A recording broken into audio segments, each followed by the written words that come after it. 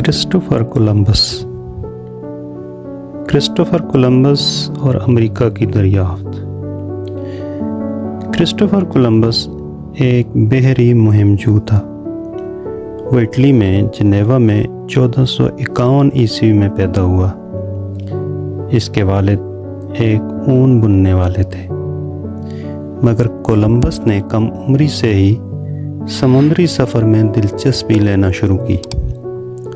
اس نے جہاز رانی کی تربیت حاصل کی اور مختلف تجارتی جہازوں میں کام کرتے ہوئے اپنی مہارت میں اضافہ کیا۔ جوانی میں وہ پرتگال منتقل ہو گیا، جہاں اس نے نیویگیشن اور نقشہ سازی میں مہارت حاصل کی۔ آخرکار وہ ایک جہاز کا کپتان اور ایک کونا مشق ملاح بن گیا۔ اس وقت تک ایشیا اور یورپ میں لوگوں کو امریکی براعظموں کے وجود کا علم نہیں تھا۔ کولمبس کا خیال تھا کہ بحر اوقیانوس میں مغرب کی سمت سفر کرنے سے مشرقی ایشیا تک بحری راستہ دریافت کیا جا سکتا ہے۔ وہ سمجھتا تھا کہ اگر وہ مغرب کی جانب سفر کرے تو وہ تیزی سے ہندوستان پہنچ سکتا ہے۔ اس نے اس خیال کو پرتگال، انگلینڈ اور فرانس کے بادشاہوں کے سامنے پیش کیا، مگر سب نے اسے رد کر دیا۔ کچھ عرصہ بعد وہ اسپانیہ کے کشتالوی مسیحی حکمرانوں کی ملازمت میں آ گیا۔ دربار تک رسائی حاصل کر کے دربار میں بھی اس نے اپنا منصوبہ پیش کیا۔ آخر کار ملکہ ایزابیلا نے اس کے اس مہماتی سفر میں دلچسپی کا اظہار کیا۔ بالآخر ہسپانیہ یعنی اسپین کی ملکہ ایزابیلا اور بادشاہ فرڈینینڈ نے اس کی مالی مدد کرنے پر رضامندی ظاہر کی۔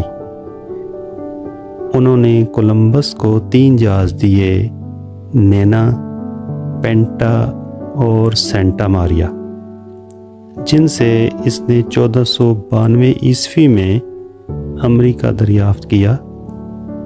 کولمبس نے ان علاقوں کو ہندوستان کی سرزمین ہی سمجھا، اس لیے اس نے اس سرزمین کو انڈیز کا نام دیا۔ اس کی اس دریافت نے دریافتوں، مہم جوئی اور نو آبادیوں کا ایک نیا سلسلہ کھولا اور تاریخ کے دائرے کو بدل دیا۔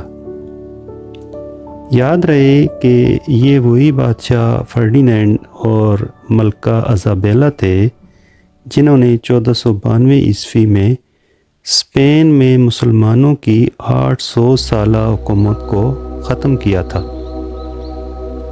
بادشاہ فرڈینینڈ اور ملکہ ایزابیلا نے کولمبس سے وعدہ کیا تھا کہ اگر وہ کامیاب ہو جاتا ہے تو اسے بحر اوقیانوس کا ایڈمرل کا درجہ دیا جائے گا اور نائب شاہ اور ان تمام سرزمینوں کا گورنر مقرر کیا جائے گا جو وہ اسپانیہ کے لیے قبضہ کر سکتا ہے۔ 1492 اور 1504 کے درمیان کولمبس نے اسپین اور امریکہ کی نئی دریافت کی گئی سرزمین کے مابین 4 سفر مکمل کیے۔ اپنے پہلے سفر پر اس نے امریکہ کو آزادانہ طور پر دریافت کیا۔ ان سفروں نے یورپ کے لیے نئی دنیا، نئے راستوں کی تلاش اور امریکہ کی نوآبادیات کا آغاز کیا۔ کولمبس نے یورپ سے مغرب کی جانب ایک نیا بحری راستہ تلاش کرنے کے لیے اپنا سفر شروع کیا، جس کا مقصد ہندوستان پہنچنا تھا، مگر قسمت نے اسے ایک نئے براعظم یعنی امریکہ تک پہنچا دیا۔ اس دریافت کے نتیجے میں دنیا کے سیاسی، سماجی اور معاشی حالات میں زبردست تبدیلیاں آئیں۔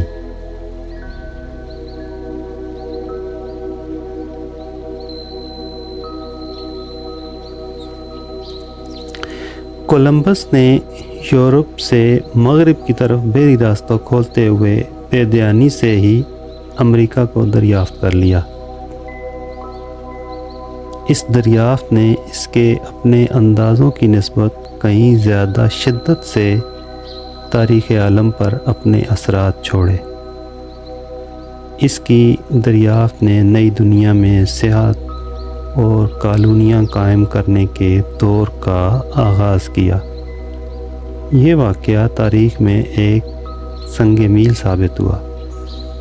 اس نے یورپ کے لیے اپنی بڑھتی آبادی کی کھپت کے لیے 2 براعظموں کے دروازے وا کیے اور انہیں معدنیاتی دولت اور خام مواد کے ذخائر مہیا کیے، جنہوں نے یورپ کی معاشیات کو بدل کر رکھ دیا۔ اس دریافت نے امریکہ کے قدیم باشندوں، جو ریڈ انڈین کہلاتے ہیں، کی تہذیب کو بھی پامال کیا۔ مجموعی طور پر اس نے مغربی کرے میں اقوام کا ایک نیا مجموعہ تشکیل دیا، جو ان ریڈ انڈین اقوام سے خاصا مختلف تھا، جو ان علاقوں میں پہلے رہائش پذیر تھیں۔ 3 اگست 1492 کو کولمبس اپنے 3 جہازوں کے ساتھ اسپین سے روانہ ہوا۔ راستے میں وہ افریقی ساحل پر کینری جزیروں پر رکا اور وہاں سے دوبارہ روانہ ہوا۔ یہ طویل سفر تھا۔ ملاح خوفزدہ تھے اور واپسی پر اصرار کرنے لگے۔ صرف کولمبس سفر جاری رکھنے پر مصر تھا۔ کئی ہفتوں کے طویل اور دشوار گزار سفر کے بعد 12 اکتوبر 1492 عیسوی کو اس کے جہازوں نے ایک جزیرہ دیکھا جو بہاماس کا حصہ ہے۔ کولمبس نے اس جزیرے کو سان سلواڈور کا نام دیا۔ وہ مزید جزائر تک پہنچا، جن میں کیوبا اور ہسپانیولا شامل تھے۔ تاہم وہ یہ سمجھتا رہا کہ وہ ہندوستان کے قریب پہنچ چکا ہے۔ کولمبس نے ان علاقوں کو ہندوستان کی سرزمین ہی سمجھا، اس لیے اس نے اس سرزمین کو انڈیز کا نام دیا۔ اس مہم سے واپسی پر اس کا شاندار استقبال کیا گیا اور انعام و اکرام سے نوازا گیا۔ ملکہ ایزابیلا نے کولمبس سے وعدہ کیا تھا کہ وہ جس جزیرے کو بھی دریافت کرے گا اس کا گورنر بنا دیا جائے گا، لیکن وہ بطور گورنر بہت برا منتظم ثابت ہوا، اس لیے اسے سبکدوش کر دیا گیا اور بعد ازاں اسے کبھی کوئی انتظامی عہدہ نہ ملا۔ کولمبس اپنے اس خیال پر مصر تھا کہ اس نے مشرقی ایشیا کا بحری راستہ کھوج لیا تھا، جبکہ طویل عرصے تک بیشتر لوگوں نے اس کا یقین نہ کیا۔ کولمبس کے پہلے سفر نے واضح طور پر یورپی تاریخ پر انقلاب انگیز اثرات مرتب کیے اور ان سے کہیں زیادہ گہرے امریکہ پر۔ ایک بات یاد رہے کہ کولمبس پہلا یورپی نہیں تھا جس نے اس نئی دنیا کو دریافت کیا۔ ایک وائکنگ لیف ایبرکسن اس سے کئی صدیاں قبل امریکہ پہنچا۔ پھر یہ بھی حقیقت ہے کہ اس وائکنگ ملاح اور کولمبس کی درمیانی مدت میں متعدد مہمجو ملاحوں نے بحر اوقیانوس کو عبور کیا۔ تاریخی اعتبار سے لیف ایبرکسن ایک غیر اہم شخصیت تھی۔ اس کی دریافتوں کا احوال کبھی عام نہیں ہوا، نہ ہی یہ امریکہ یا یورپ میں کسی نوع کی تبدیلیاں پیدا کرنے میں کامیاب ہوئیں۔ دوسری جانب کولمبس کی دریافت کے اثرات یورپ بھر میں پھیل گئے۔ اس کی واپسی کے بعد چند ہی برسوں میں اور اس کی دریافتوں کے براہ راست نتیجے کے طور پر اس نئی دنیا کی طرف متعدد مہمات روانہ ہوئیں اور ان نئے علاقوں کی فتوحات اور کالونیوں کی آباد کاری کا سلسلہ جاری ہوا۔ کولمبس نے اپنے پہلے کامیاب سفر کے بعد مزید 3 مہمات کیں۔ دوسرا سفر 1493 سے 1496 تک۔ اس سفر میں وہ مزید کاربیائی جزیروں تک پہنچا جن میں جمیکا اور پورٹو ریکو شامل تھے۔ اس نے وہاں یورپی نوآبادیاں قائم کرنے کی کوشش کی۔ تیسرا سفر 1498 سے 1500 عیسوی تک۔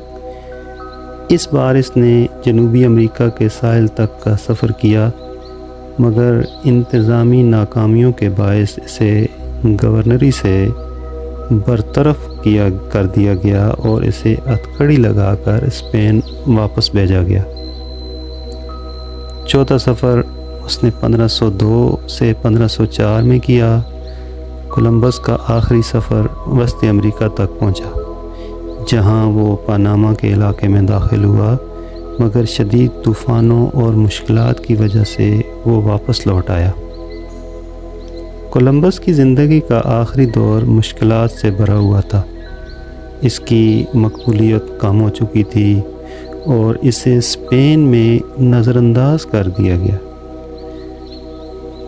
1506 میں وہ بیمار ہو کر اسپین میں انتقال کر گیا۔ اس وقت وہ یہ نہیں جانتا تھا کہ اس کی دریافت نے دنیا کی تاریخ میں کتنی بڑی تبدیلی پیدا کی ہے۔ کولمبس کی دریافتوں کے نتیجے میں یورپی اقوام نے امریکہ میں کالونیاں قائم کرنا شروع کر دیں۔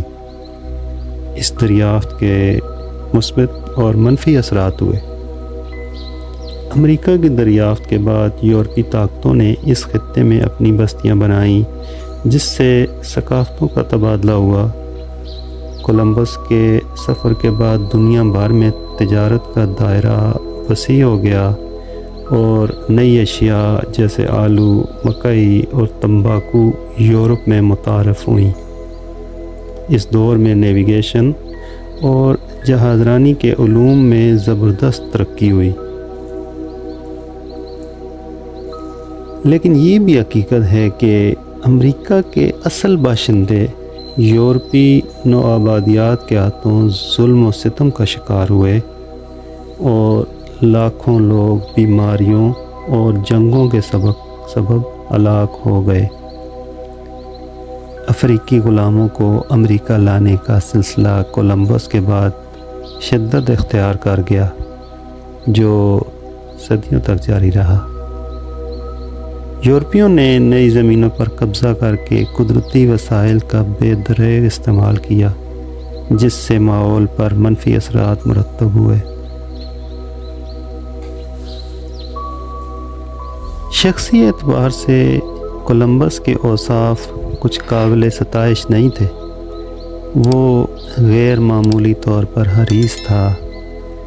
کولمبس کو مالی معاونت کے حصول کے لیے دشواری اسی لیے پیش آئی کیونکہ اس کی شرائط بہت کڑی تھی۔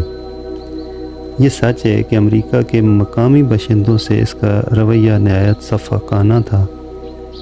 کولمبس کی شخصیت کو مختلف زاویوں سے دیکھا جاتا ہے۔ کچھ لوگ اسے ایک عظیم مہمجو اور دریافت کنندہ مانتے ہیں، جبکہ کچھ اسے ایک ظالم حکمران اور مقامی آبادیوں کے لیے تباہی لانے والا فرد سمجھتے ہیں۔ جو بھی نظریہ اپنایا جائے، اس بات سے انکار نہیں کیا جا سکتا کہ کولمبس کی دریافتوں نے دنیا کی تاریخ کو ایک نیا رخ دیا اور یورپی تسلط کے ایک نئے دور کا آغاز کیا۔